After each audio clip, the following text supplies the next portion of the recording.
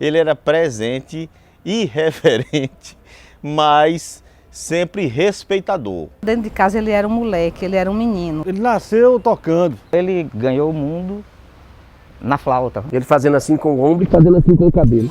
Já tocou com o Xangai, com o Silvio Caldas, com todo mundo do Brasil. Netinho da flauta! Desde muito pequeno, ele já começava, ele fazia flauta de talo de mamão, depois ele fazia flauta de bambu. Então, desde muito pequeno, ele tentava fazer sons em alguma coisa que parecesse com uma flauta, sabe? Quando a gente via, andava com os talos na mão cortado, tocando e tocava tudo que ele queria naqueles talos de mamão. De formas que a gente via, Ave Maria, tudo que tu acha é para soprar. Ele jogava o que chamava de embolada, ele jogava um verso para papai respondia. E ele dizia outro daqui para lá. Então, assim, esse veio artístico dele é de muito novo, ele nasceu com esse dom. Da mesma maneira que ele aprendeu a tocar sozinho, um autodidata, uma pessoa que foi para a universidade e não chegou a se formar em música, porque ele não tinha condição de estudar, ele dizia, tudo que eu sei, os professores vêm me ensinar, eu já sei. Você, quando viu o Netinho tocar flauta, você dizia, minha gente, esse rapaz estudou no Conservatório Internacional para tocar flauta. Mas não era isso, não. Era a alma de Netinho que era daquele jeito. Na flauta, aqui no Piauí, eu acho que ele é ainda a pessoa assim, que incomparável, porque ele tinha uma sonoridade que até hoje eu não conheço nenhum flautista aqui que tenha um som assim muito, vamos dizer, forte, um som assim muito característico mesmo. Quer dizer, eu sou flautista há muito tempo, mas eu ainda reconheço que o som dele eu ainda não consigo tirar, o som que ele tirava. A relação dele com a Carminha era ímpar.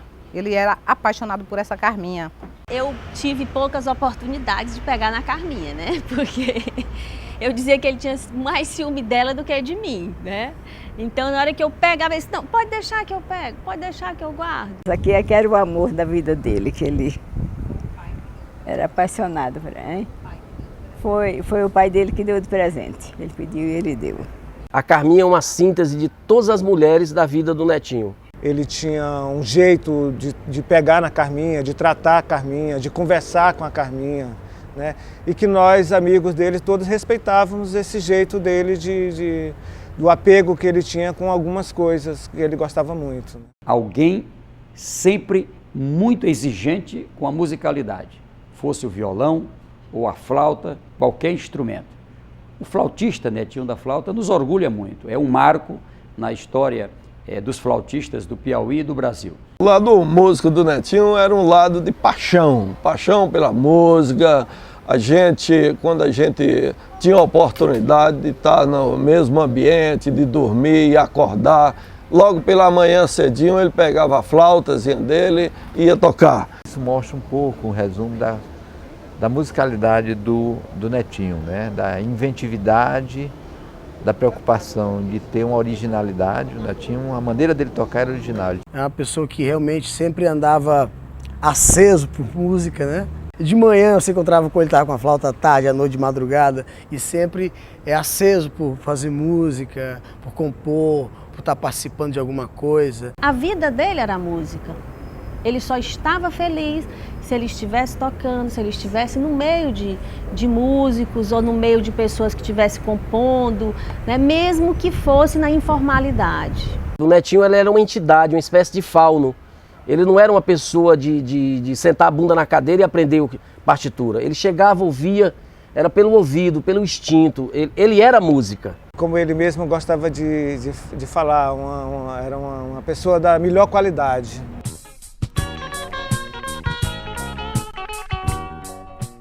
Ele não tinha amarras em lugar nenhum. Onde ele andava, ele dizia que a casa dele era o chapéu dele.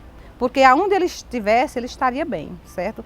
Ele ia para o Rio de Janeiro, se dava super bem, ia para Salvador, se dava super bem. Aonde ele estava tudo bem. Ele morou em Olinda, morou em Teresina, andou pela França, como ele mesmo contava. Aí depois voltou a morar em São João do Piauí, foi para Luiz Correia. Lá fez um auê que até hoje o nome de Netinho é falado em Luiz Correia. Lá no Macapá, Barra Grande, tudo aquilo ali, o Netinho participou daquilo ali, como cidadão do mundo, como cidadão de Macapá, de Barra Grande, de Luiz Correia, de São João do Piauí, e onde ele andou, ele foi cidadão. Ele saía assim como vinha aqui para Teresina, e daqui ele se sabia dele, estava no Rio de Janeiro, estava não sei onde. A gente não tinha o que dizer não, só achava graça. Olha daqui onde, meu marido dizia assim, olha onde o Neto já está em Parnaíba, está não sei aonde. O Netinho despertou em mim, aguçou uma cidadania, tá? E me educou ambientalmente. Como ele se dizia, né, um fiscal da natureza, fez com que eu também passasse a ser um fiscal da natureza. Ele também tinha uma relação muito intensa com a terra, né? E com tudo que vinha da terra, com a agricultura, com o campo, com os pássaros, com a criação de carneiros. A pátria dele era servir.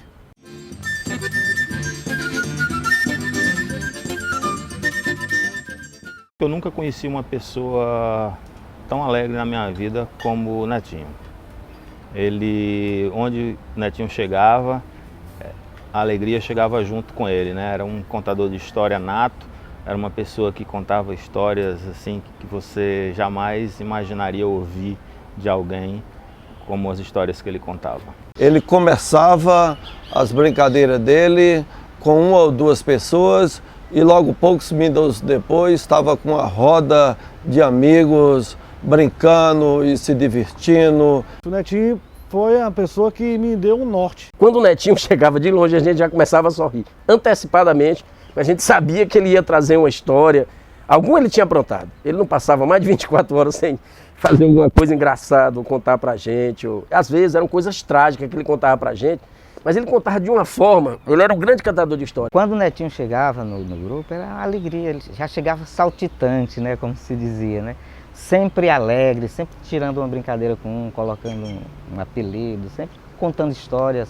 Então ele era uma pessoa assim muito especial nesse sentido. Era apaixonado pelo pai. E o pai, também muito apaixonado por ele, acho que papai teve assim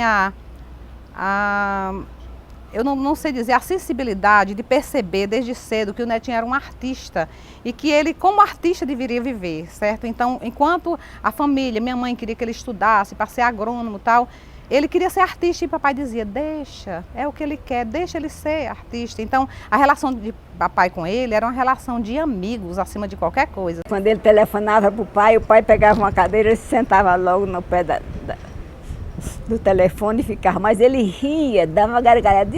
Quando ele terminava, o que é que tu dava tanta gargalhada?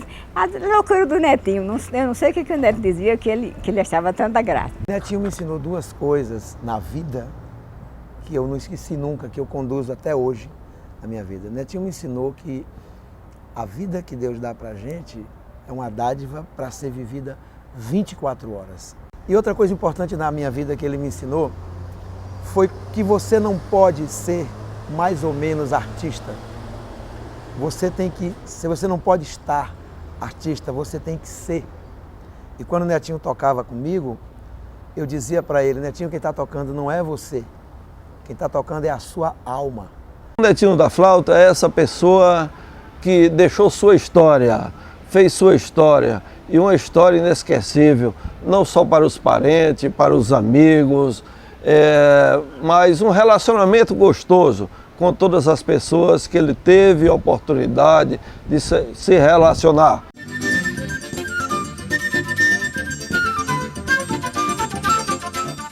Nós dizíamos lá no interior as tiradas do Netinho, né? Aquelas formas de se sair das conversas, aqueles rompantes. O Netinho era, assim, para ele acho que nada tinha fronteira, nada tinha dificuldade para o Netinho, né? Tudo para ele era, levava tudo na brincadeira, tudo que era sério acabava virando uma brincadeira. Teve uma fase muito boa depois que ele voltou para Teresina, que ele já estava separado, então estava solteiro, aí ele me levava para todos os forrós. Que mamãe nem saiba disso, mas de Disseu, a Timon, a Zona Norte, a Zona Sul, todo lugar a gente saía para dançar forró. E o engraçado é que quando eu chegava no forró, que já encontrava com ele, Ele podia estar com a namorada que tivesse. Eu puxava, eu tirava, às vezes pelo cabelo e reclamava. Você não pode estar dançando com essa menina. Só que teve um episódio assim, muito interessante, que a menina discutiu com ele, brigou, disse, quem é essa mulher que está te tirando para dançar? E ele ria muito, dizia, minha irmã. E eu dizia, eu que sou sua irmã? Não, passe para cá, vamos para casa. Assim, dei uma onda de que era uma outra namorada dele, só para... Aí a figura que estava com ele terminou, brigou, foi embora. Aí eu fiquei a noite todinha no forró dançando com ele.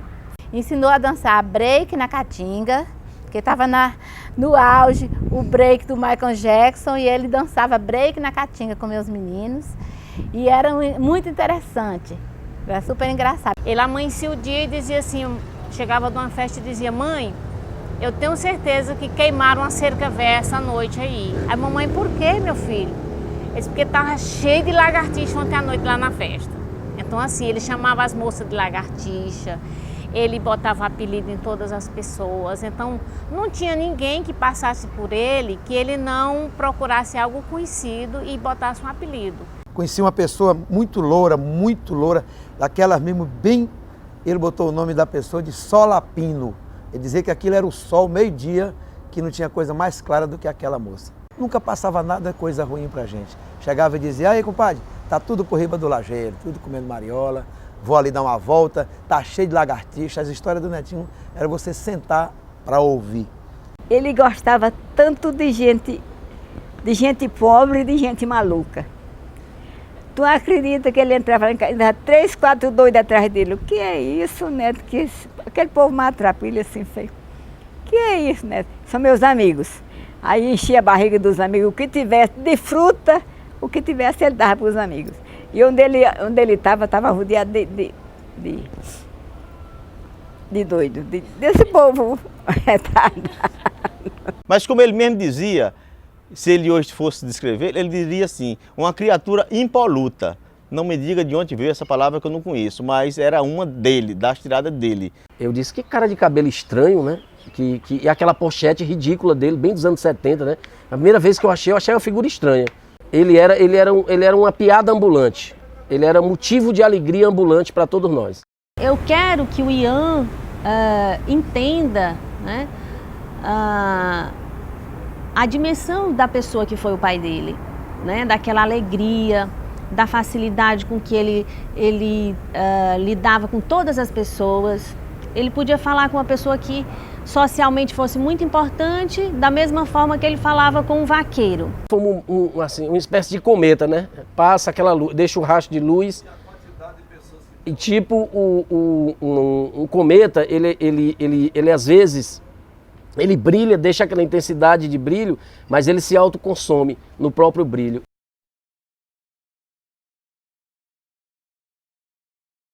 Eu podia pensar tudo na vida, podia até pensar na Torre Gêmea caindo, mas que o Netinho ia assim tão cedo, isso jamais tinha pensado. Meu esposo morreu de manhã, ele chegou logo após. E aí ficou todo mundo lá em casa, não veio ninguém. Quando foi na quarta-feira, a Natécia disse que ele estava com muita febre e estava assim, tipo um tremor.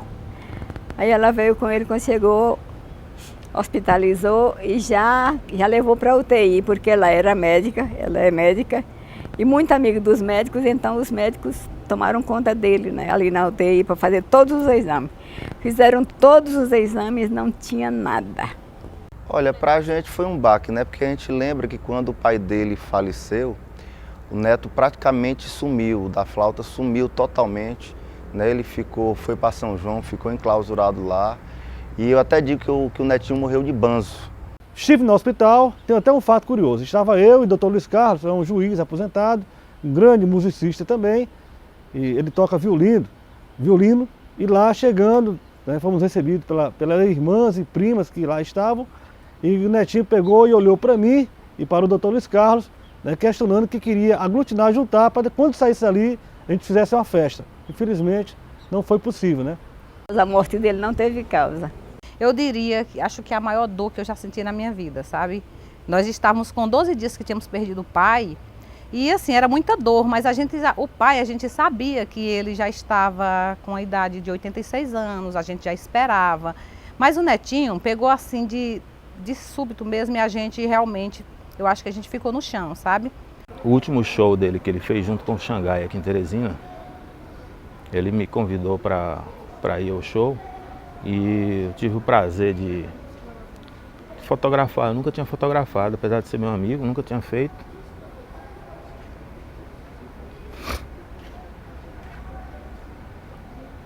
Eu fui ao show, fiz as fotos e isso ficou lá guardado, eu nunca dei pra ele nem nada, ficou guardado. Depois que ele morreu foi que o Tony um dia me pediu se eu não tinha algumas fotos do Netinho. Eu lembrei dessas fotos e dei pra ele. O Xangai veio fazer um show aqui, e a gente conversando com o Xangai, ele me pediu também as fotos. Eu não tinha as fotos do Netinho e tal, porque ele tinha me visto fotografando no último show dele, né? Isso acho que é a imagem que a gente tem que guardar dele como músico, né? Que era uma coisa que ele fazia que era o maior prazer da vida dele, era tocar, né? Tocar, e ele adorava tocar com o Xangai, o estilo de música do Xangai. E essa é a imagem mais forte assim, que eu tenho hoje do Netinho, que eu guardo comigo, é isso. São essas fotos. Na hora que a pessoa me disse que o Netinho tinha morrido, eu só ri. Eu achei que era uma sacanagem. Eu só acreditei quando o Tony olhou para mim e chorou. Eu fui até o local, assim, aquela coisa que você não sabe explicar, sabe? Eu que sou jornalista, que vivo da palavra escrita, falada, eu no trânsito eu não conseguia concatenar nenhum pensamento. Quando eu cheguei, eu só queria ver o Tony. Se eu visse o Tony, eu acreditaria. Quando eu olhei para o Tony, que ele estava chorando, aí eu vi que o Netinho ia fazer a gente chorar. O velório dele, eu achei uma coisa surrealista, porque lá tinha delegado da Polícia Federal, tinha médico, jornalista, pipoqueiro, puta, garota de programa, deputado federal, vereador, maluquete, humorista, quer dizer, eram várias máscaras que o Netinho usou. A única lembrança ruim que a gente tem de fato foi a partida dele, porque essa não estava no script. Essa foi uma coisa assim, fora do contexto e foi uma partida muito dolorosa que até hoje a gente não se acostuma. Eu não queria ver o Netinho parado, né? O Netinho era uma pessoa que sempre eu tive do lado dele, ele estava sempre em movimento com os tiques nervosos.